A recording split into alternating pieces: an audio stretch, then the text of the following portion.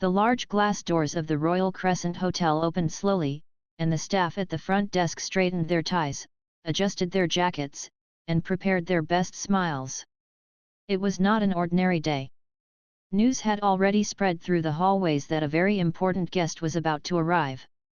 He was not just wealthy, he was one of the most famous businessmen in the Middle East, a man whose name carried weight in newspapers and on television. His investments touched oil, real estate, luxury brands, and even sports clubs. People whispered that his fortune was greater than the hotel's entire yearly revenue. The managers told the staff again and again, "Be perfect. No mistakes today." Everyone waited with nervous energy, eyes fixed on the entrance. A convoy of sleek black cars pulled up outside. The first door opened, and tall bodyguards in dark suits stepped out, scanning the surroundings with sharp eyes. Then came the moment everyone was waiting for. A tall man dressed in a long white robe stepped gracefully out of the car. His robe was spotless, and a golden trim shimmered faintly in the light. A white head covering rested on his head, secured with a black cord. He walked with calm confidence, his face serious but not unkind. It was the Sheikh. Gasps and whispers spread quietly among the staff and a few curious guests who stood at the side. The manager, Mr. Collins, rushed forward, his best smile plastered on his face. "Welcome, sir, welcome to the Royal Crescent," he said in English, bowing slightly. The Sheikh glanced at him, raised his hand politely, and then spoke. His words were deep, rich, and rolling with rhythm. He spoke in Arabic. Mr. Collins froze for a second, then chuckled nervously. He turned to his assistant, who also looked blank. The Sheikh continued, his words flowing quickly. His expression became slightly firmer, as though he was waiting for someone to understand. But no one answered. The hotel staff looked at one another in confusion.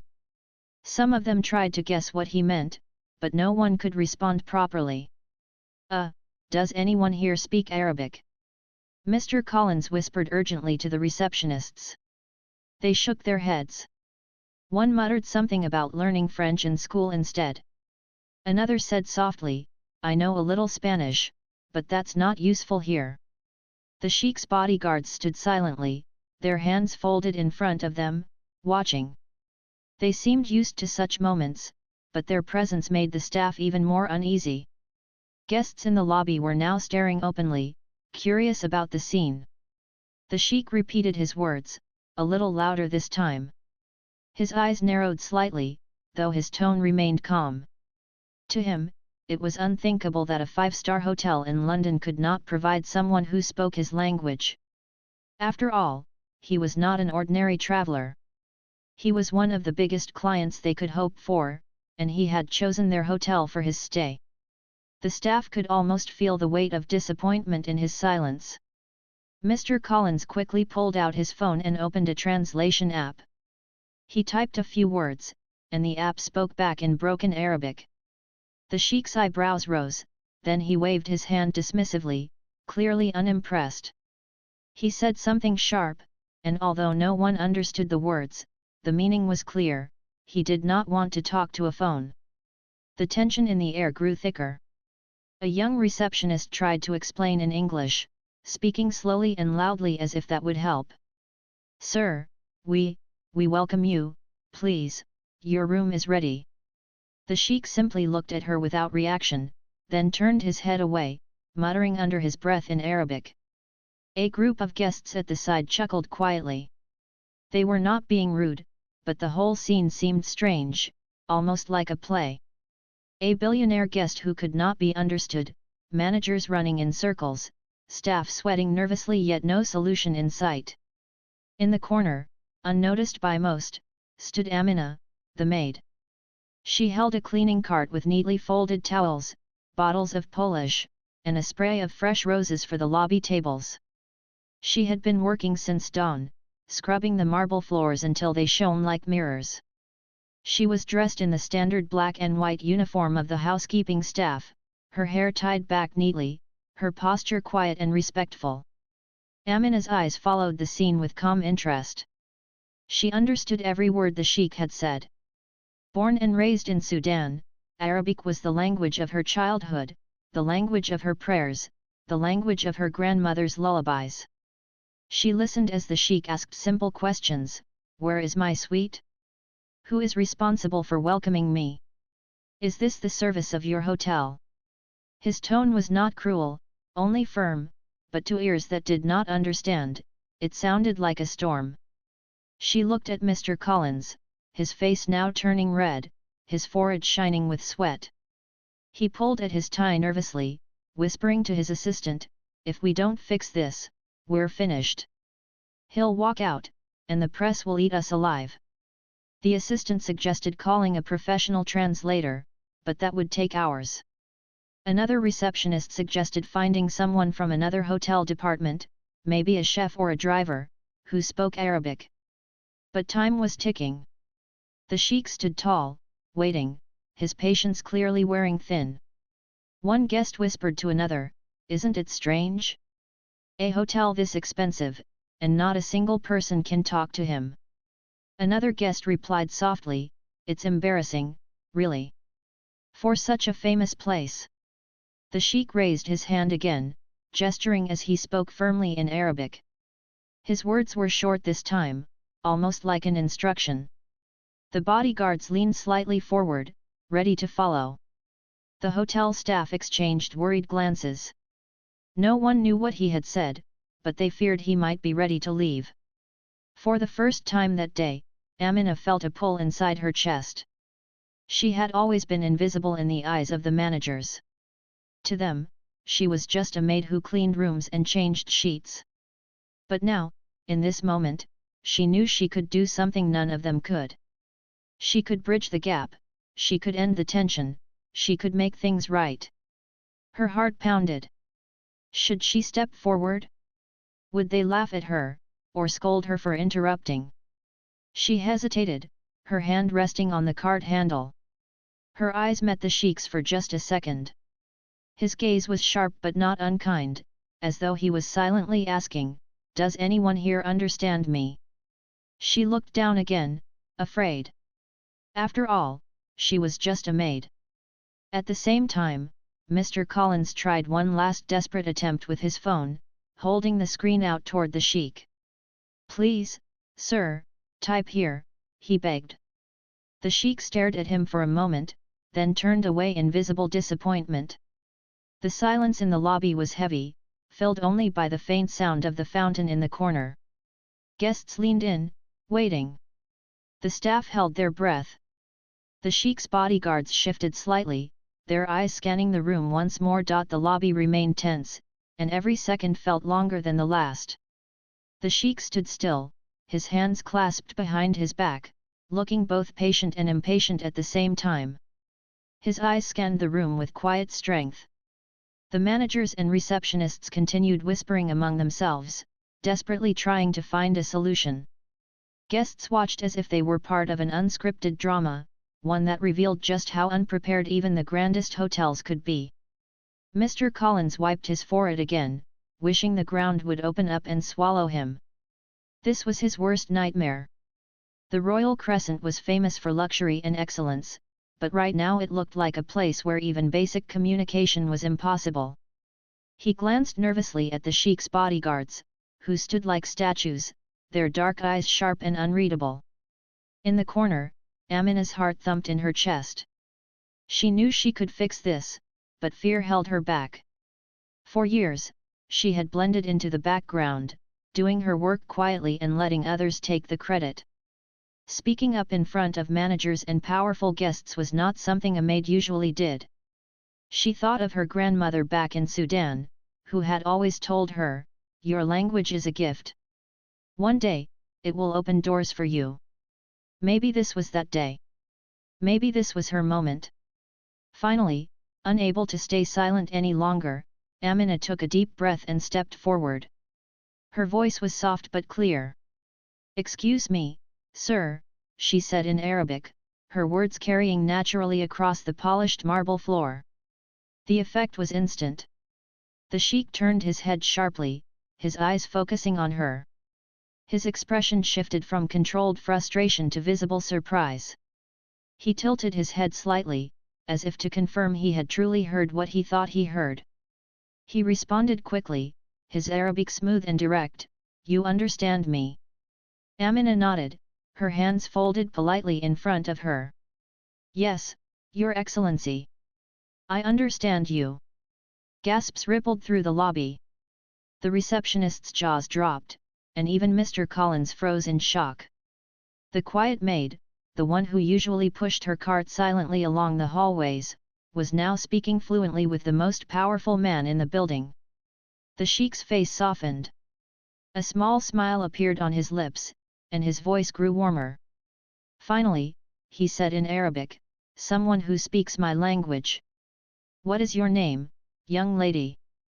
"My name is Amina," she replied, her tone respectful but steady. He nodded approvingly. "Amina. Tell me, why did no one else speak to me before? I have been standing here, waiting, and all I received were confused looks and machines." His eyes glanced toward Mr. Collins, who shifted uncomfortably. Amina hesitated, not wanting to embarrass anyone, then chose her words carefully. "Perhaps they wanted to welcome you properly, but they do not know the language. I am sure they meant no disrespect." The Sheikh gave a small chuckle, the first sign of true ease since his arrival. "You are kind. Still, it is surprising. In such a place, one would expect at least one person to speak Arabic."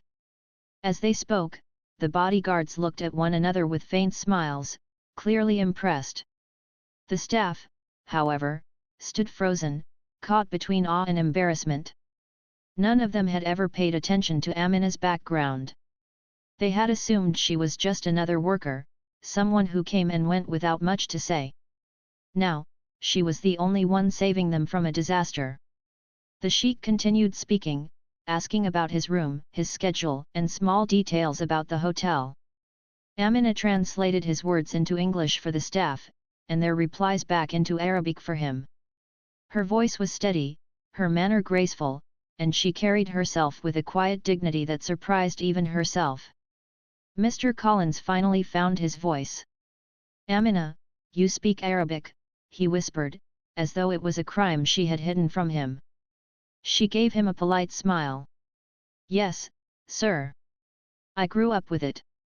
The Sheikh noticed the exchange and spoke firmly to Amina. "Tell your manager that I prefer to speak only through you during my stay. You have shown respect. That is enough for me." When Amina translated this, Mr. Collins nearly stumbled over his own shoes. His face turned pale, then flushed red. He forced a smile, nodding quickly. "Of course, sir, of course. Whatever you prefer." But inside, he felt a sting. A maid had done what he could not. The Sheikh stepped closer to Amina, lowering his voice slightly but still speaking in Arabic. "Do you enjoy your work here?" She hesitated, unsure how honest she should be. "It is work, Your Excellency. It helps me provide for my family." He studied her for a moment, his eyes thoughtful. "A person with your knowledge and skill should not be overlooked. You are valuable, Amina." Her heart swelled with pride at those words, though she remained calm on the outside. She translated his comment for the staff, but softened it, not wanting to make them feel ashamed. Guests in the lobby were whispering to one another. "Did you see that? The maid speaks perfect Arabic. Unbelievable, all this time, they didn't even know. She saved the whole hotel." Amina guided the Sheikh and his entourage toward the elevators, speaking smoothly with him as though she had done it all her life. The staff followed awkwardly behind, whispering among themselves, still in shock at what had just happened. When the Sheikh stepped into the elevator, he turned once more to Amina. "You will assist me during my stay. I trust you more than anyone else here. Is that acceptable to you?" Her throat tightened slightly, but she bowed her head respectfully. "Yes, Your Excellency. It would be an honor." The elevator doors closed, leaving the rest of the staff staring at Amina. Silence hung for a few seconds before the whispers started again. Some were admiring. She's amazing. Others were embarrassed. We couldn't do anything, and she just stepped in. Mr. Collins finally approached her, forcing a stiff smile. Amina, well, good work. Very good work. You saved us today. His words sounded polite, but there was a trace of discomfort.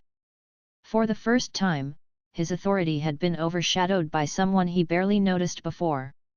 Amina nodded politely and returned to her cart.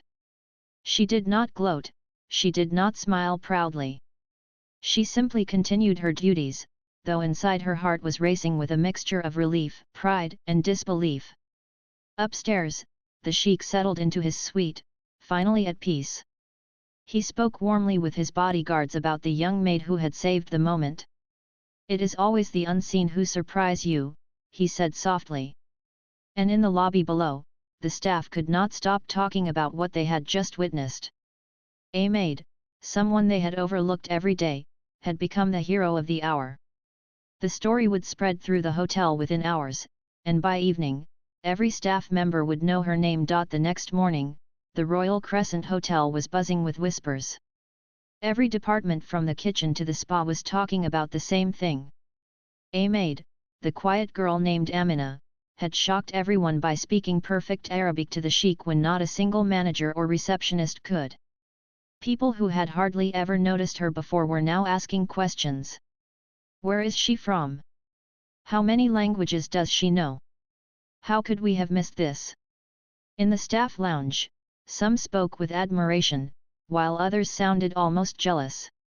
Imagine that, the sheikh only wants her to speak for him, one of the waiters said. He trusts her more than the managers. A cleaner shook her head, smiling. Good for her. She deserves it. She works harder than any of us. But a few frowned, muttering under their breath, uncomfortable with the fact that someone so low on the hotel ladder had suddenly become the most important person to the most important guest. Meanwhile, in the sheikh's luxurious suite, sunlight poured through the tall windows. The sheikh sat on a golden-trimmed sofa, sipping mint tea. When Amina entered with a respectful bow, he greeted her warmly in Arabic. Amina, you have returned. Good. I knew I could count on you. She answered softly, Your Excellency, I am here to assist you with whatever you need. The sheikh smiled. Tell me, what do the people here think of me? I saw their faces yesterday. They looked afraid. Amina chose her words carefully. They were nervous, sir. They respect you greatly. They did not want to fail in serving you. He chuckled. Respect is good, but fear is not the same thing. Yesterday, it was you who showed me respect. Not fear. That is why I trust you. Her heart warmed at his words, but she lowered her eyes humbly. I only did what I could. It was nothing extraordinary. Do not dismiss yourself so quickly, the sheikh replied firmly. It takes courage to step forward when others are silent. Their conversation flowed naturally, as if they had known each other for years. Amina translated instructions for the hotel staff, explained the sheikh's requests, and answered his questions. The bodyguards, who had initially regarded her with suspicion, now nodded respectfully when she entered the room. They could see the sheikh valued her presence, and so they valued her too. Downstairs, Mr. Collins was struggling with his pride. He could not forget the way the sheikh had ignored him and chosen to speak only through Amina. In his office, he complained to his assistant. It's embarrassing. A maid is acting as though she's the ambassador here. The sheikh should be speaking to management, not to housekeeping. But even as he grumbled, he knew he could not do anything about it. The sheikh had made his decision clear. If the hotel wanted to keep his business, they had to accept it. And so, Collins tried to act supportive in front of others, though deep inside he felt overshadowed. Later that day, the sheikh requested a tour of the city. Once again, he refused to rely on translators or managers. He wanted Amina by his side. She rode in the car with him, guiding conversations and answering questions as they drove past landmarks. To the driver's amazement, the sheikh laughed several times at Amina's remarks. The two spoke about culture, food, history, and even small details like the beauty of the London gardens. For the first time during his trip, the sheikh seemed completely relaxed. When they returned, the sheikh asked her about her life. "Tell me about yourself, Amina. You are clearly educated. How did you come to be a maid here?" She hesitated, but then answered honestly. "I was born in Sudan. Arabic was my first language, but I also studied English. When I came to London, I needed work quickly, and housekeeping was the job I could find. It helps me send money back to my family." The sheikh looked at her thoughtfully. "So you hide your talent in silence, while others overlook you?" Amina smiled faintly. "Sometimes, silence is safer. People see what they want to see. If they want to believe I am only a maid, I let them. It is easier." His eyes softened. "But yesterday, you did not stay silent. You showed strength." She nodded. "Because it was necessary. You needed to be understood. I could not stand by and watch." At that moment, the sheikh realized he admired her more than most of the professionals he dealt with daily. Here was someone genuine, humble, and unafraid to speak when it mattered. Word of Amina's role spread beyond the hotel. By evening, some journalists waiting outside caught whispers from guests. "The sheikh only speaks through a maid," one said excitedly. "It's unbelievable." Another added, "I bet tomorrow's papers will love this story." Inside, the atmosphere changed too. Staff members who once overlooked Amina now tried to greet her with smiles. Some even attempted to make small talk, though awkwardly. She remained polite but modest, never showing off or bragging. She simply continued to do her duties, though now those duties were much bigger than cleaning hallways. That night, during dinner in the private dining hall, the sheikh invited Amina to sit near him, not at his table, but close enough that he could speak comfortably with her. The managers were present, but they were hardly noticed. Every time the sheikh wanted something, he turned to Amina, and she translated or arranged it. She carried herself gracefully, never forgetting her role, but everyone could see the bond of trust forming between her and the guest.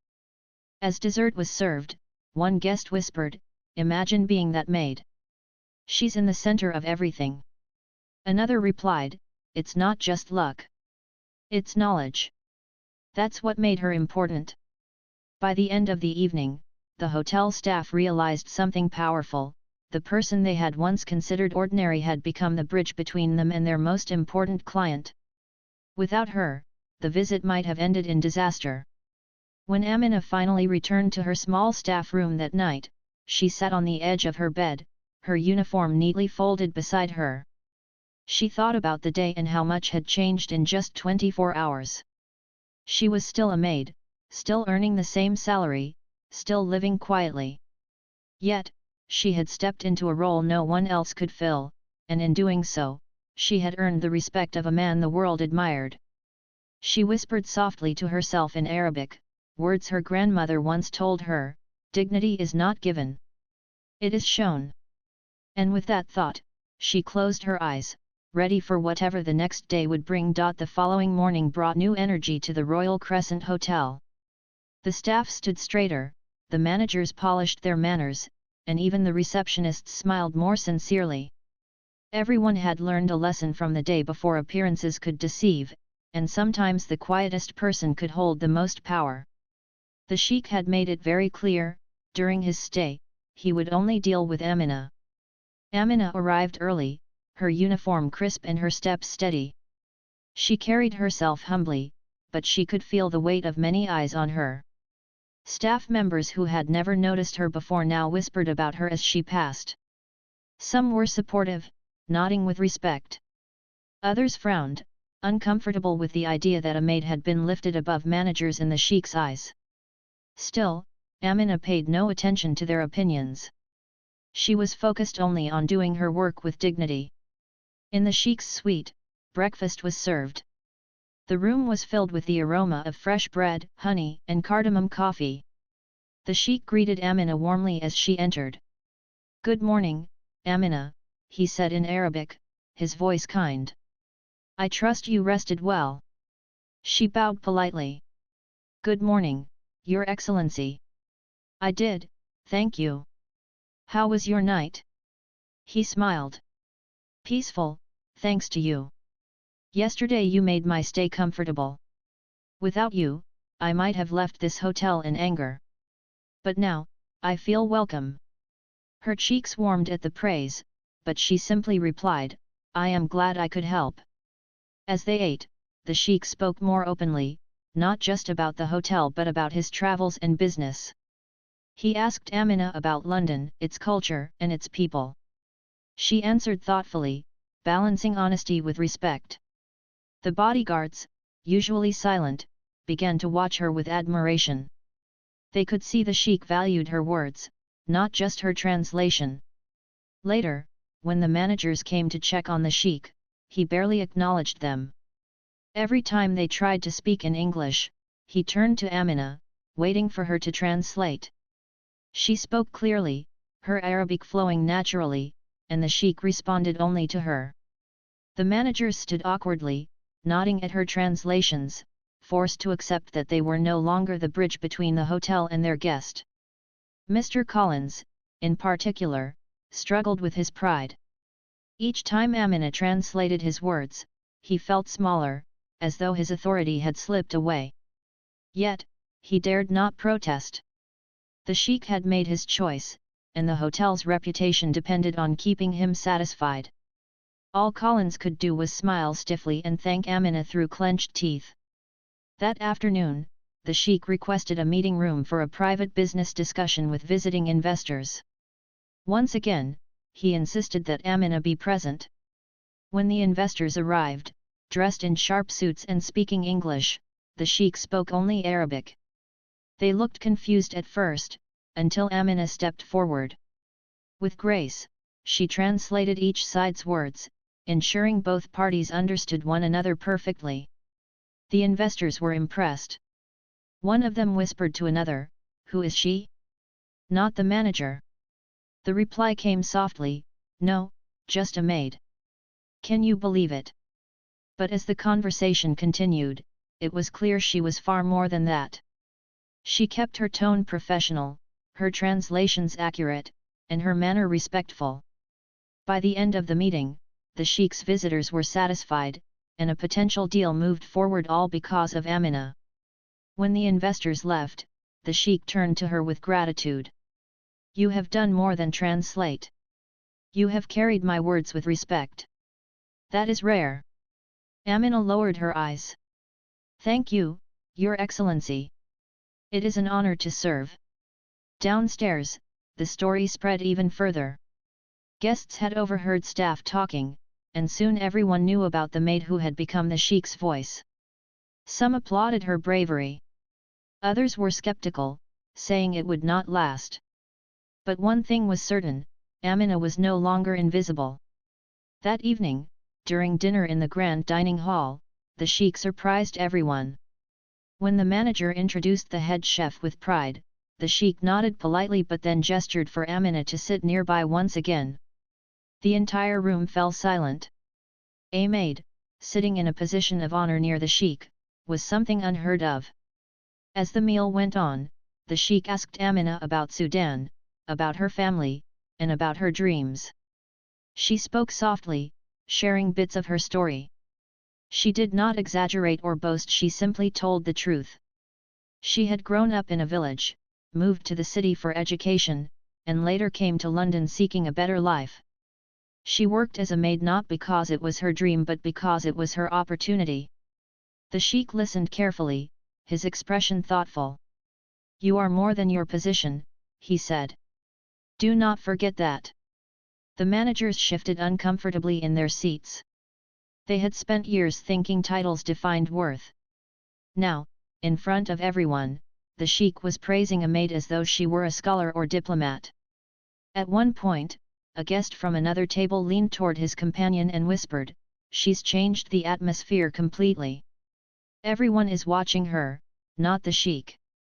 Indeed, the more she spoke, the more people realized the quiet strength within her. She was not just translating words, she was carrying herself with dignity, intelligence, and humility. She made no attempt to overshadow anyone, but the respect she earned was natural. After dinner, as the sheik prepared to leave, he made a public request. "Tomorrow, I want Amina to accompany me on my visits. She will be my guide in this city." The room grew still. The managers exchanged nervous glances. For a maid to leave her duties and accompany a guest in such a role was unheard of. But no one dared object. The sheik's word was final.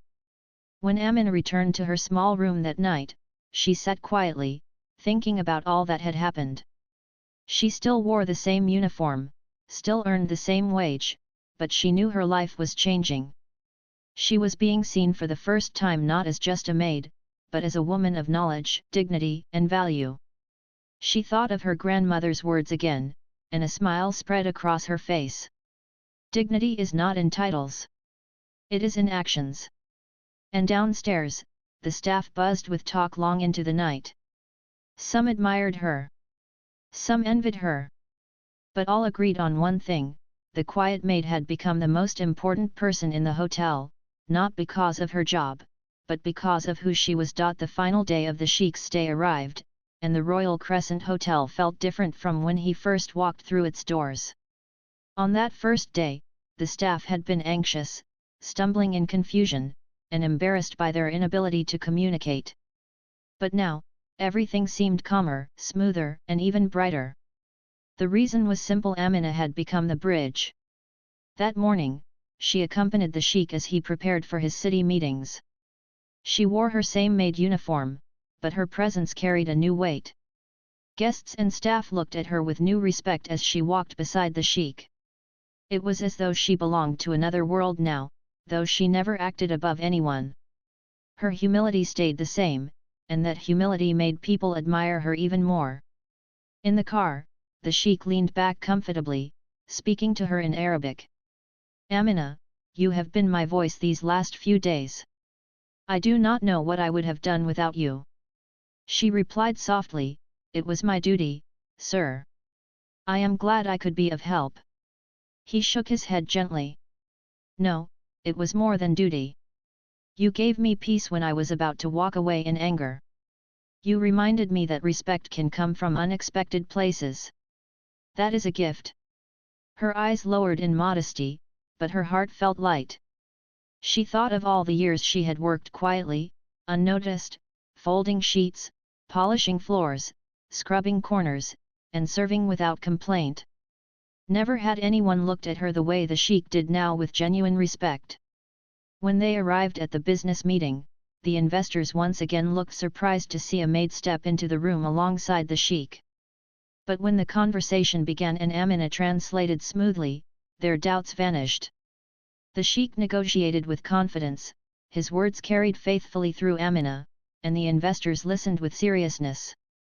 The meeting ended successfully, and the sheik's business was secured. As they left the office building, the sheik paused on the steps, looking out at the London streets filled with people rushing to work. He turned to Amina. "Do you know why I admire you?" he asked. She looked at him curiously. "Why, sir?" "Because you do not see yourself as small, even if others do. You act with dignity no matter where you stand. That is rare. Many people with high titles lose it, while people like you hold it quietly inside." His words struck deep within her. She had never thought of herself in that way. She only knew she worked hard, stayed honest, and tried to treat people kindly. To her, it was ordinary. To him, it was extraordinary.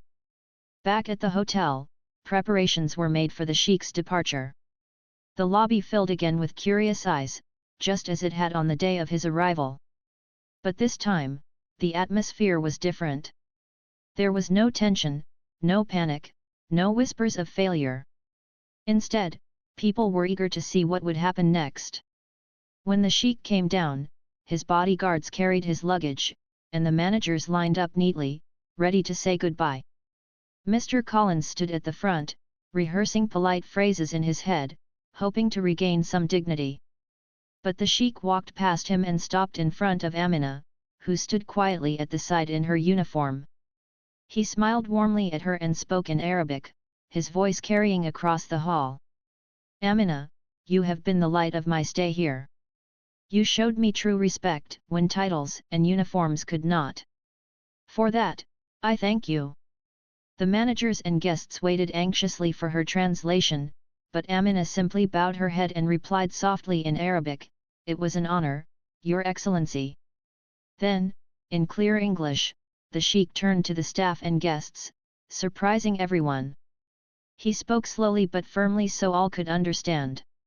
"This young woman saved your hotel's honor. You should value her. Do not judge people by their uniforms or their roles. True worth comes from within." The lobby fell silent. Some staff lowered their eyes, ashamed of how little they had noticed Amina before. Others looked at her with admiration, finally realizing the truth of his words. The sheikh then turned back to Amina. "If you ever wish for another life, another opportunity, you will always have a place with me. My household, my businesses, my country, someone like you will always be welcome." Her breath caught for a moment. It was an offer beyond imagination. To be given a place of honor by a man so powerful, it was something she could never have dreamed of. But she smiled gently and replied, "Thank you, sir. Your words are more than enough. For now, I am content where I am." The sheikh studied her for a moment, then nodded with deep respect. He seemed to understand. As his convoy pulled away from the hotel, the staff slowly turned to look at Amina. There was no more laughter, no more whispers of doubt. Instead, there was silence filled with realization. A maid had become the most important person during the sheikh's visit, not by money, not by title, but by knowledge, courage, and humility. That evening, the hotel was quiet. Amina returned to her small staff room, placed her cleaning cart in its corner, and sat down. She was tired, but her heart was full. She thought of her grandmother's words once more, "Dignity is not given, it is shown." She now understood them fully. In the following days, the story spread beyond the hotel. Guests told others, and soon it reached the ears of journalists. Articles appeared with headlines like, "Maid saves luxury hotel with perfect Arabic" and "Millionaire Sheikh chooses maid as his voice." Strangers began to recognize Amina's name, even if only for a short while. Yet through it all, Amina remained the same. She still pushed her cart down the hallways, still greeted guests politely, still folded sheets and polished floors. The only difference was the way people looked at her now with respect. The staff who once ignored her now greeted her warmly. Some even asked her for advice. She smiled kindly, never letting the attention change her. Her story became a quiet reminder for everyone who heard it: greatness does not always wear a suit, carry a title, or stand behind a desk. Sometimes it pushes a cleaning cart, wears a simple uniform, and speaks only when it truly matters. And so, the memory of that week lived on in the walls of the Royal Crescent Hotel. Guests and staff would often whisper about it to newcomers: "Did you hear about the maid who shocked everyone by speaking perfect Arabic to the sheikh?" The story would bring smiles, nods, and even a little pride, for they knew they had witnessed something special. As for Amina, she carried on with her work, her heart strong and her dignity shining quietly. She did not need titles or applause. She already had the greatest honor, a respect that could never be taken away.